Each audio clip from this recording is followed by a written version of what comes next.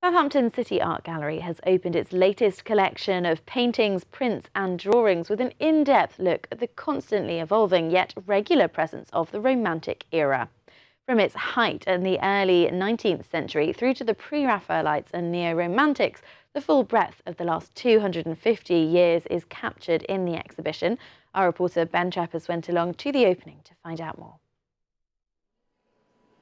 Romanticism in art was a movement that originated in the late 18th century. It encouraged strong emotion, imagination and a basic freedom against the social conventions of the classical form. It emphasised the individual, the imaginative and spontaneity. It brought colour to the forefront of the image and brought with it a deepened appreciation of the beauties of nature. The romantic thread in British art exhibition at Southampton Art Gallery draws on the city's collection of fine art from the late 1700s to the present day, illustrating the series of romantic movements through the centuries. The idea behind the show is that romantic art keeps popping up at different times to express our concerns about what's happening in the world around us. And I'm sure that it will continue in future. And it hits the spot particularly with British audience, English audiences, because we are, at heart, romantics. And this show opening has proven a point for me because although it's just a collection show with a few loans to top and tail it and plug a few gaps, it's not a major touring show with a big name like Andy Warhol. It's a collection show, but we've had huge numbers here tonight. And I'm sure because the word romantic was in the title, which is brilliant. Tim hopes the exhibition will provide the platform for the next wave of artistic talent from the Solent region to spread their wings and become the leading names of tomorrow. Well, one of the great things about working in this gallery is that we are sowing seeds. We change people's lives. Today, I came to the gallery. It's full of children. We have over 12,000 school children in organised groups every year. And you know that some of them are going to become artists. One artist in the show here, Claire Woods, who's now internationally renowned. She's an Olympic commissioned artist. I've seen a work of hers hanging in number 10 Downing Street. She's in the Government Art Collection. She was born here. She came here as a tot, as a little girl, saw work here on the walls, was inspired to become an artist. So, you know, the proof is in the pudding.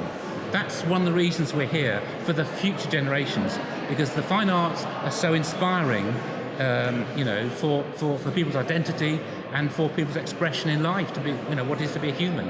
And art reflects life. Life is complex, so that the visual arts is a huge field. But the main thing is that art must be of its time.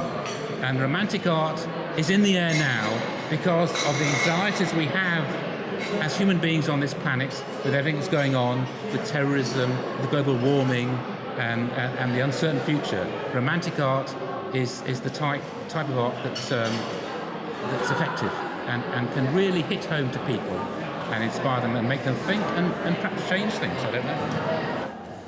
With romantic exhibitions proving increasingly popular, the gallery have already set out plans for the next series of artworks to go on display.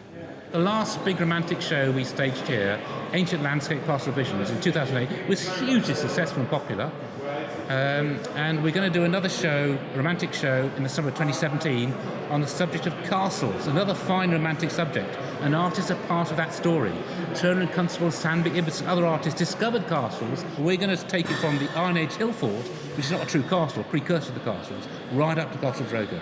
So that's a very exciting story to tell in terms of visual art. And artists are right up there. And already the President of the Royal Academy, Christopher Lebrun, who's in this exhibition, who paints castles, or he has done in the past, has agreed that he'd like to be included in the show. So that's be well worth coming to see, hopefully.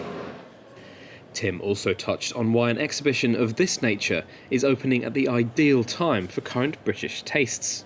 There are themes that run across art history that keep popping back up. And romanticism is the big one, especially I think for this country. And I think it's in the air. Other galleries in this country are doing romantic shows too. So that's rather interesting, I think, that we've hit the spot with this show. The exhibition runs until the 4th of June. Ben Treppers for That's Solent.